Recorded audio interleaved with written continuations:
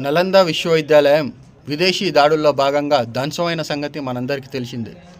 ఇలా ఏమైనా జరుగుతాయని మన వాళ్ళు ముందుగానే ఊహించి అక్కడ ఉన్న వేద గ్రంథాలు ధ్వంసమైన వాటిలో ఉన్న విషయాన్ని నేటి తరాలకు అందజేయాలనే ఉద్దేశంతోనే అంతకుముందే అనేక దేవాలయాలు కట్టి ఆ దేవాలయాలపైన ఇలాంటి శిల్పాలు చెక్కారు.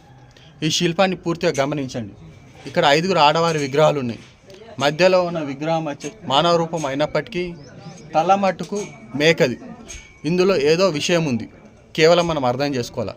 వృక్షశాస్త్రం, జంతుశాస్త్రం, అనేక శాస్త్రాలకు సంబంధించి టెక్నాలజీ మనకు ఆలయాలపైన శిల్ప రూపంలో, శిలాశాసనాల రూపంలో అందజేశారు. వాటిని చూసి గుర్తించి అర్థం చేసుకోవాల్సిన బాధ్యత మన మీద ఉంది. ప్రభుత్వాలు వీటిపైన క్షుణ్ణంగా పరిశీలించి రీసెర్చ్ చేసి మళ్ళీ ఒక విశ్వవిద్యాలయాన్ని ఏర్పాటు చేసి మన పూర్వీకులు మనకు ఏదైతే అందజేయాలనుకుంటున్నో వాటిని అందులో ఏర్పాటు చేయాలని ఈ వీడియో ద్వారా కోరుకుంటున్నాను.